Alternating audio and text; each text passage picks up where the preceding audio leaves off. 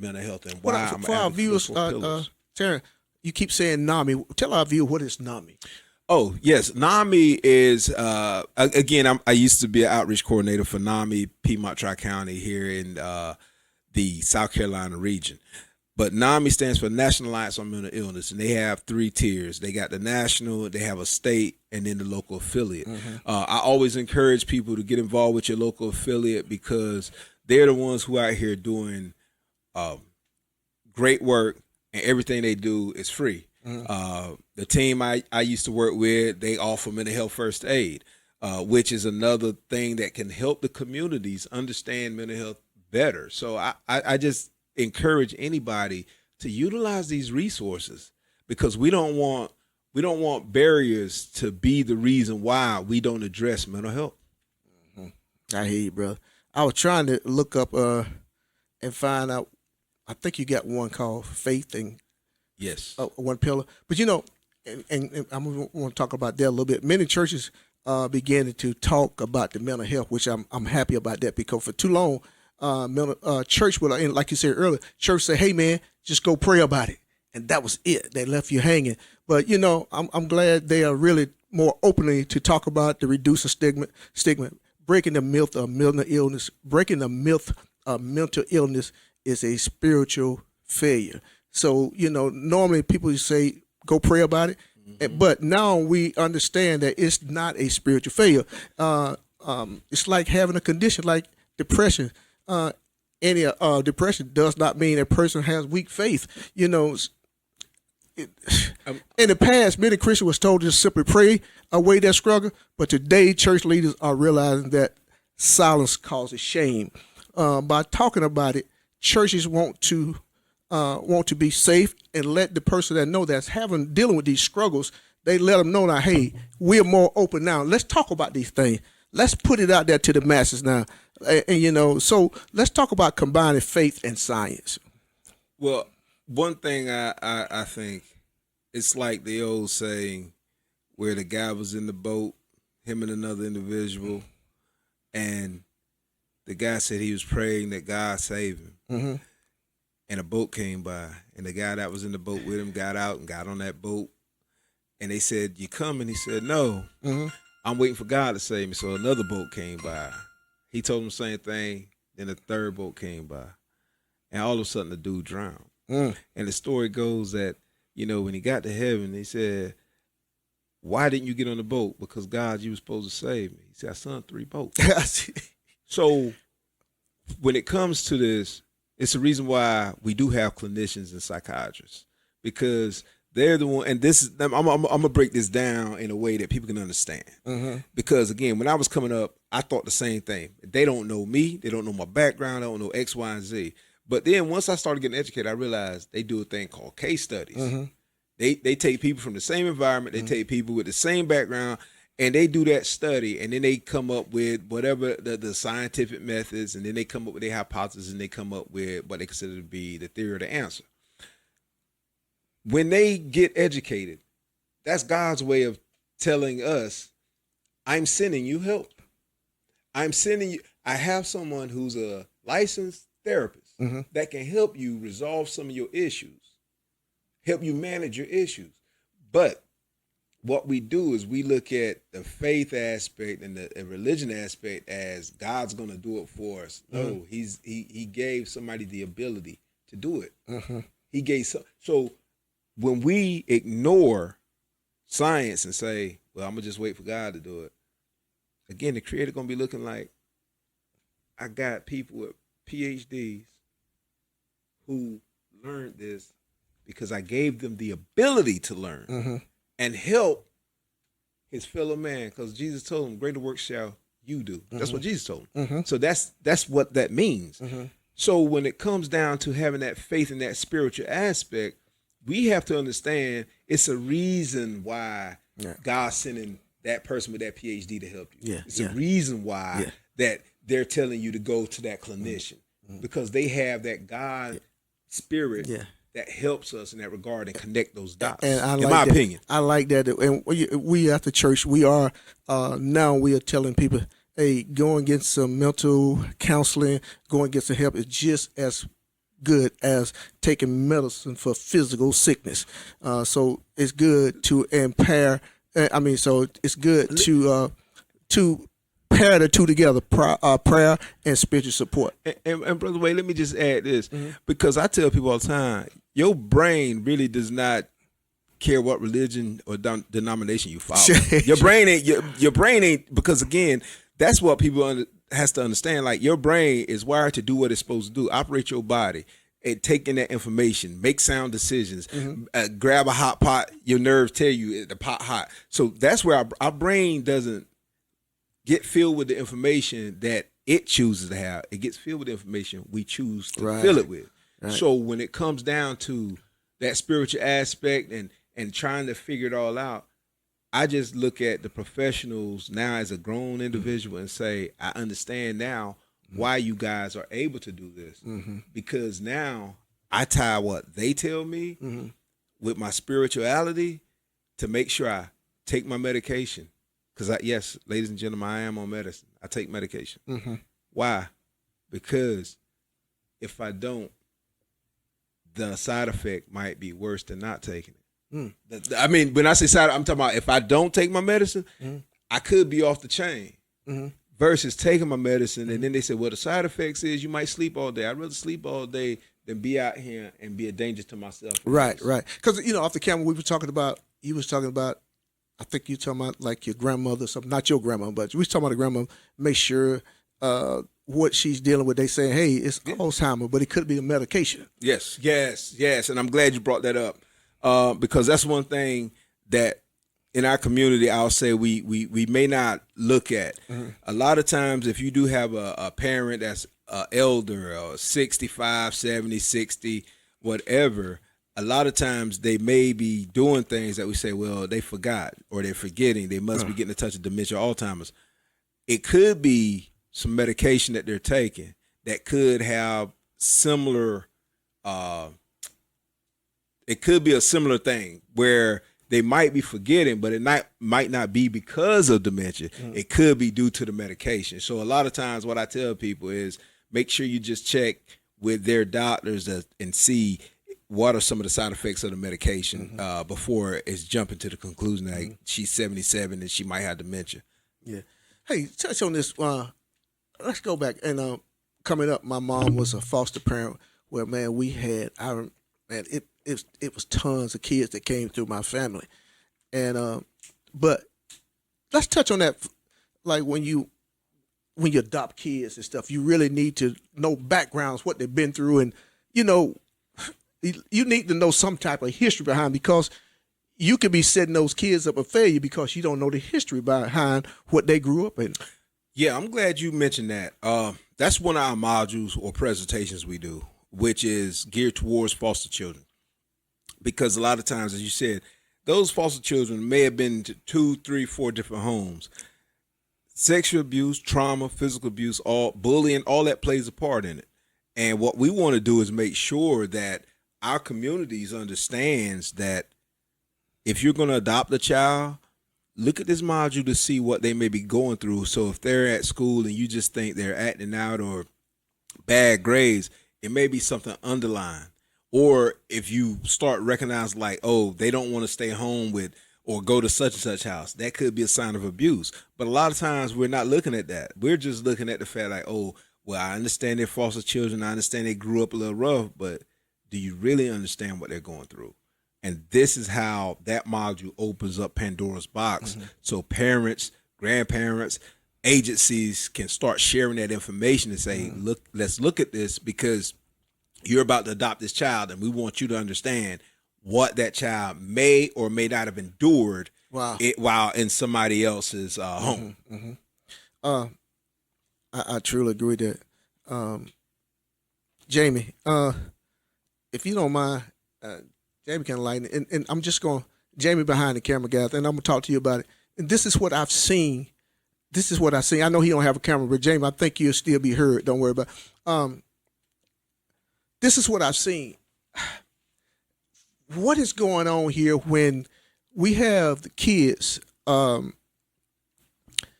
through some trauma when they was kids, and throughout 20 years, they dealt with it, but when they seemed like when they got 40 and 50, seemed like that trauma just reinvented itself or just came back, and they started dealing with that trauma like they dealt with it when they was a kid.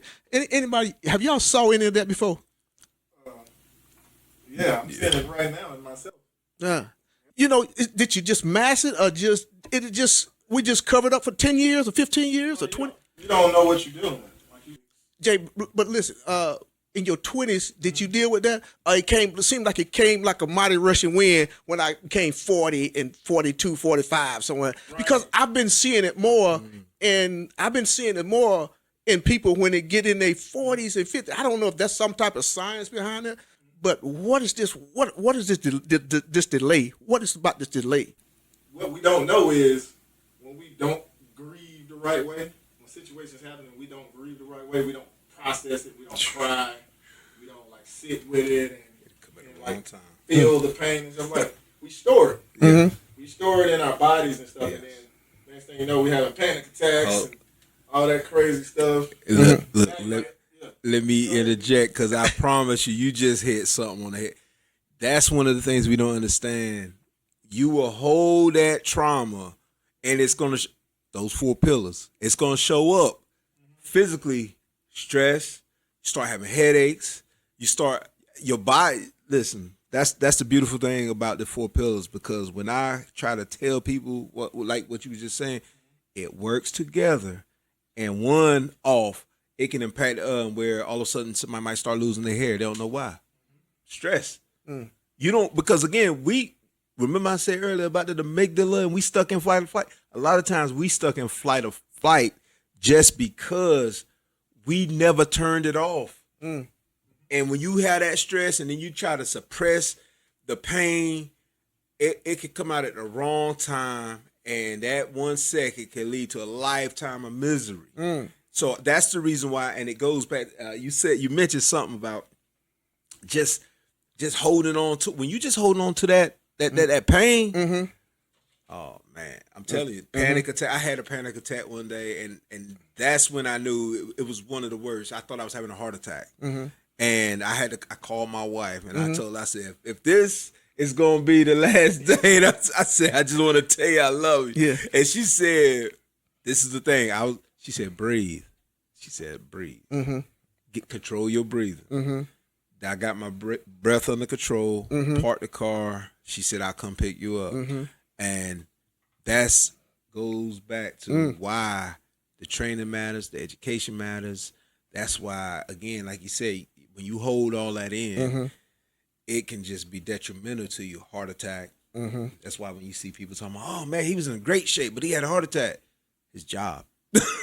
Wow. His job. Wow. Yeah. Man, let's just stay right there for a little while. Hey, Jamie, because I want you got your mic up, Jamie? Yeah, I found one somewhere. Okay, I want you to stay right there, because, man, this is going to help so many people, because it has been troubling me, because I've seen it not only a few people, but I deal with so many people that say, man, I thought I was through with it. I thought I was dealing with that trauma. I thought I was finished with it, but seemed like now it come back harder than it was when I was younger. It come back harder. Right. And now I'm older, and I'm having a tough time dealing with it. So, man, I want to help that person out there. Give us something that we can help us. And like I say, this is educational. It is educational right now. Yeah. A lot of it is like, I think the way out, which is what I'm learning, is the way out is your response. The response to what you feel, because you're going to feel it because you've been through it. So your nervous system is going to feel it. That's just is what it is. But the response, what you do to respond, is what I think kind of lifts you out, because it's telling your nervous system, all right, we don't, like, this don't mean the same thing as it's meant all these years. Like, this ain't a threat. You know what I'm saying? Yeah. Because you got to kind of train your nervous system, like, okay, this feels bad, but I don't have to do this response. I'm gonna do this instead, and then after a while, you got a different response for that feeling, and now like you kind of take the power away from that Yeah. And that's I think that's very beautifully said because that's it. Like when you say like from when somebody first experienced, I think one of the things that we have to do is understand is who we was is not who we are. Yeah. You know what I mean? Yeah. Even if you was a child who was abused, that child was abused, and yes, that child may have been abused, but you as an adult, you stripped that away and you left it away. That's not you're a new creature. And I use that to say it like this. I told somebody, I said when I got married to my second wife, she was Miss McCombs, but when I married her, she is now Miss Randolph. Who she was before I married her, she not the same. You I like what I mean? that. And that's the same way we have to look at like you said, those responses, man. When you start growing, you just be like, I refuse to allow that to jump into my spirit and control the way I respond or act towards it. That's and you said earlier, maturing and growth. Yes, sir. And that's where the education comes in, and that's where you do learn from therapy. Like you got to be a better person. Yeah. And one thing I want to say, I know, and we are three black men sitting here, but it's not only in the black man society. I mean, of getting some help, the numbers are far greater on the black men, and you know, between our Caucasians, brother. But it's only a few percentage different. But why do we struggle to seek help? Why do we struggle? And I know we talked about that earlier, but I want a deeper dive in there because why we struggle to seek help because I know I don't know you guys much younger than I am, but we was taught to and we was a program, I would say program to say, hey man, men are not supposed to cry. We're not supposed to say, hey, I'm hurt. I got a broken heart. I got a broken mind. I need help. We was programmed, especially us baby boomers. We was programmed. We wouldn't go get no help for anything, man. You know, and I like last episode, I say we will mask it. Not that I ever had to do it, drink or anything like that. But I knew a lot of my brothers, not my brothers, I'm just talking about my brother, people in general, they would use the alcohol to mask that pain. And they thought that was the be all. Hey, you know what? I can go get this bottle of gin.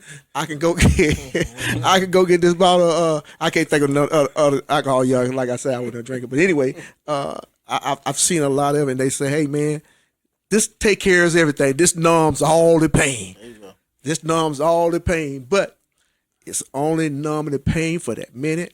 It's only numbing the pain for that second, but it ain't fixing anything.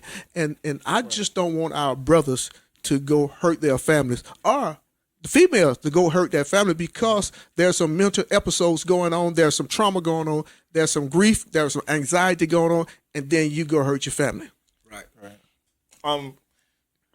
This might be controversial though. You know, I'll be going there. Yeah. When you talking about why is it the black men or black people? I think, and this, I don't know if I'm going too deep with this, but I think it's because we've been validating, should I say, validating our responses to our trauma. Like we've taken identity. We've put our identity is our trauma. I know we were talking about that. Right. Go ahead, speak on that, Jamie. And the only reason why I say this is because I got an example with my brother. Right, he went to Iraq. He did a little stint in Iraq or whatever. And we both were in foster care. We got adopted by the same people. But he went to Iraq. So now he has PTSD, right? Combat PTSD. I got PTSD too. It's whatever, but he is in this mode to where and I don't know if he can hear this now, but I don't really care. He in this mode to where he uses the PTSD as a pass to respond. Scapegoat. Yeah, to respond and act like he wants to act, and then not be accountable for it. So it's hard for me to talk to him, and when I talk to him, he does all that like yelling and stuff. Like, bro, that's not the PTSD. That's you. Yeah. You can control. Right, you can control your response. I get it. I know you feel the way you feel, and I know those sensations when they come over. They're gonna take. You're gonna feel it. but you can choose not to be yelling at me like a lunatic. Matter of fact, if you're gonna do that, don't hit me up about the subject no more. You know what I'm saying? But I think brought it up because I think like us as black people, we've kind of identified too much with what has happened to us in America. Not that we don't feel the effects of it, Right. I know. but we use it as I feel like we use it as a pass to act like a crutch. Yeah, we use it. To act ghetto, to act entitled, to act just like, well, this happened to us, so like this is our condition. Okay, what do we? The first step out of that is we got to act different, right? Facts. Like we can't keep acting like the people that was traumatized, and then well, you know what I'm saying? Like, you know, for me, and I agree. One thing I'll say is, because one thing about PTSD, everybody think is war, and I'm telling That's you, what I read it too. It's tied to war. Yeah, but I keep telling everybody, like, no. I said, as you said, your PTSD could be, it could have been getting beat in foster care. That's what it was. Right. So, again, like when people ask me, like I got it, and they was like, "Oh, was you in war?" I said, "Man, where I'm from, it was like a little war zone. You see cats get shot at, bottles cracked in the head." And I said, this is being conditioned to think it's all right. We was conditioned to think it was okay if we had to rob people. Like, this is real talk. And the older you get, like, to your point, I as a grown man now, I say, no, I'm responsible for my actions. This is a true story, and I'll tell you why, to your point. When Hendrix passed, rest in peace, son. I remember that January, I was at the gym, and I don't lift heavy no more, so I'm in there working out, slamming the weights, and somebody got come up to me, and and most people know me, I talk about mental health, and I'm talking, most people, if you go to my gym, they say, nah, T, he good dude, he talk mental health, and the guy say, hey, man, you shouldn't be slamming the weights. I think he joking, because, and I said, well, yo, my man, I just did 30 reps. I said the weight looked like, but it's heavy after you do a couple sets. And so he tells me it don't matter. So now you got my attention. So basically I went over there and I told him, I suggest you worry about you, don't worry about me. And I said, brother, he's my ancient brother. So then by that time I say, hey, listen to him, blah, blah, blah. Say less, whatever you trying to do. Because then the old me came out. But through getting educated, through having a psychologist, through having a psychiatrist, that talking to my wife, to talking to my baby boy in the spiritual essence. Young guy walked up to me, he said, big dog, you all right? I just laughed and said, man, I told homie I'm about to kill him in here today. And he just don't even know. And I'm saying that, but my mind was thinking pain, grief. My son just died. I'm looking for somebody to blame, and you want to come over here and bother me? Yes, sir. I'm about to give you all what you asked for. Yes, sir. Yes, sir. ding, ding. Yes, sir. So then I walked away because then by that time clarity coming, I hear my son saying, "Daddy, you better than that." Yes, this sir. is a true story. Yeah. I really walked away. I heard my son say, "Daddy, you better than that." So when I tell my wife when I get home, she told me, she said, "Stick out your hand." She popped me on my hand. She said, "You know better than that." Yes, sir. Yes, And sir. so I tell people, I always try to think before I do. Right. To your point about your brother. Yeah, so you won't try to blame it. Oh, yeah, man. you can sit there and do all that yelling, but you're yelling. No one's making you yell. Yeah. I had a brother told me, say, hey, man, wait. He was trying to get me very. He say, man, tell him when you got, I'm a diabetic. He said, well, tell him when you got a diabetic, you have all these reactions. You be mad. I said, brother, I can't tell him that because I don't know anything about that. That's right. That's what you making your issue about, but that ain't what it's all about. That may be just you, brother. But anyway, I like that, man, and I'm hoping we help somebody today, guys, because that has been bothering me because I run into it more and more, and when I talk to that person, they say, hey, man, I don't know what happened. I just started talking about I got beat when I was a child. I got mistreated real bad. It was this. And man, I run into so many, and I don't know why. I'm on that path now with everybody coming to me, and I say, man, I got to deal with this thing with mental health, man, because it's more apparent than we actually realize. For so many years, we've been calling Uncle Booby and Aunt Susie and Miss Ruby, they just kind of special. Right. But no, they weren't kind of special. You know, that could have been some mental illness going on that we weren't addressing because we didn't want to take the time to really see what was actually happening.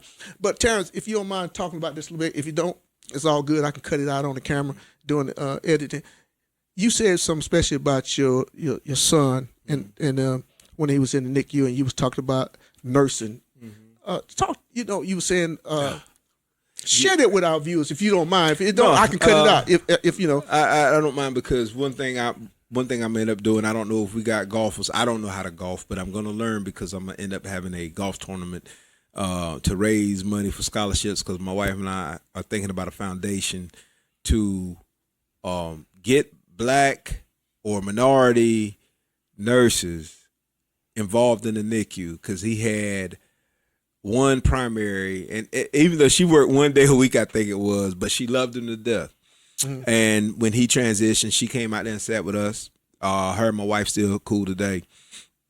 And he had another nurse from Gastonia who looked after him, and another nurse. But for the most part, he had white females, and that's not a problem because they all love the children. But his energy was a little different when he hear a voice from, like, people might not believe it, but biology says they can tell. Mm-hmm. And for him, he was just such a joy, especially to those nurses, and those nurses loved him. Wow. And me and my wife seen the impact that he would definitely have while he was in their care. And for me, I want to make sure that any baby of color that's in that NICU can make sure they have a person of color to help take care of. That's really, honestly, maybe that's the purpose he put me on it. I don't know, wow. But that's really one of the driving forces in this whole program is to start that scholarship to help our nurses, whether it be at HBCU, Winston-Salem State, A&T, wherever, to be able to get involved with NICU and help take care of those babies, man. I mean, it was just a beautiful thing to see. Wow. Hey, that's go ahead, Jay. I'm gonna interject because I can really relate to what he's saying because, like I said, I had a boy in NICU for like 5 months, and that's real because and I'm so glad his therapist ended up looking like, not his therapist, my bad, his surgeon looked like him because it was a real tedious surgery, and then just being in that NICU every day and seeing how everybody else move, it's kind of like another day for them. Mm-hmm. And sometimes they be slow to move, they don't be looking toward progress and all that. And so they had him on the feeding tube or whatever. G tube. Yeah. For longer than he was supposed to because they're just, like I said, they weren't. It's just every day, same thing. And I'm like, okay, what are we doing today? What's changing? And it took for the surgeon to come up there to check on him and say, why is he still on this tube? What is he? He's supposed to be. And they're like, oh, and then took him out the tube, and then maybe a couple of days we ended up going home. They would have had him in there for another month. Wow. Wow. Yeah, well, and again, even our nurse, that's one thing, before, she would always say, it'd be certain things, she'd just be like, nah, they shouldn't be doing that. And you know what I mean? Right. Again, that's another story for another day. Okay. And look, and again, me and you might connect on that to because again, that's one of the things that we're trying to make sure we can do. Families who go through this, man, it's no matter what race, creed, color, it's one of the toughest things you'll ever encounter. Wow. Because I'm just sitting here reflecting when he had to go to the 7th floor, which was cardiac, where he had to have a surgery. Then he had to go back down to the regular one, NICU. But again, I really want to do my part to make sure those nurses have that's some good. access to it, because that means it really means a lot. Yeah, man. When you start your scholarship foundation on that, man, make sure I want to give in on that too, man. So Yeah. So Terrence, it's been real today. I truly appreciate you joining us today. But Terrence, any last thing you want to say to our people? Tell them how they can get in touch with you, how they can get to be a part of this MHE, this mental health evolution. Yes, sir. I'll say if anybody wants to book me to talk or forum, or you can reach me at mentalhealthevolution4@gmail.com. If it's pertaining to veterans and MHE, you can reach me at veteransbridgeinc.com. That's the website. Or you can reach me at 803-470-6444. That is Veterans Bridge number.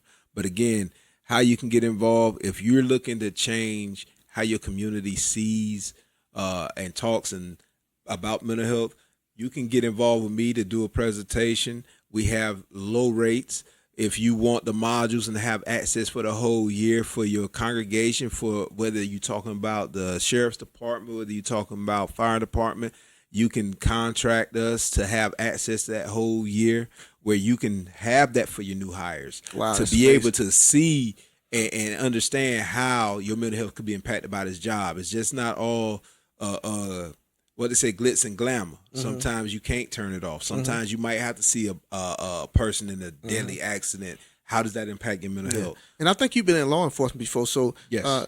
Just touch briefly on, because we're going to touch briefly on that, how it can help in law enforcement.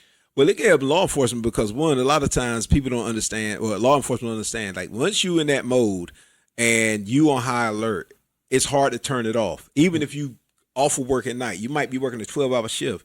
It's hard to turn it off at night, because then you've been taking caffeine, and it goes back to the nutrition. If you're taking caffeine, whether it's a Red Bull, whether it's a Monster, that puts your senses on high alert still. So it impacts you as law enforcement, where you might be jittery, not even realize it. Make a decision based off of not necessarily rational decision, but based off of just the caffeine flowing, the adrenaline pumping. So again, I would just say, if anybody wants to see that module in law enforcement admin, I would love to share it so they can get a look and say whether it would be beneficial to the new hires or even the ones you do have in office already. I just think it's a benefit for the community. I think it's a benefit in the education tool for pastors, black men, DSS, everybody. I just want the chance for people to get the opportunity to look at the module or book me for the presentation. But the modules are there for the access that they can have. And let me just clear, the module is for everybody, just not one group of people. Yeah. I have a multitude of modules, and I usually just say for the community. Yeah, but we do have specific for law enforcement, specific for first responders. We do have education pieces for the school system, talking about MTSS and absenteeism. So we just, if somebody wants that list, I'll send that list to you. And if they are interested, matter of fact, they can get with you. If they can't get a hold of me, Let's talk. And let's see how we can bring this to the communities. Yes, sir. Hey, I truly appreciate you joining us today, everyone. This conversation reminds us that mental health isn't just about illness. It's about education, awareness, healing, and connection. Whether you're a parent, whether you're a pastor, teacher, or law enforcement officer, business leader, or just someone simply trying to become healthier, remember, seeking help is a sign of strength, not weakness. And as always, thank y'all for joining Worthy Conversation. I'm your boy, Wade J. And if this episode encouraged you, share it with somebody. Tell them about it. Subscribe to us, guys. Listen, I need more of you guys to subscribe to the YouTube channel. Thank you guys that the Facebook is blowing up. TikTok is blowing up. I need YouTube to grow just like everything else. So guys, thank you for keep on subscribing. Thank you for tuning in to Worthy Conversation. Again, Terrence Randolph, Jamie Engineer, and I'm your boy Wade J. And I'll say peace. I'm out of here, guys. Bye-bye.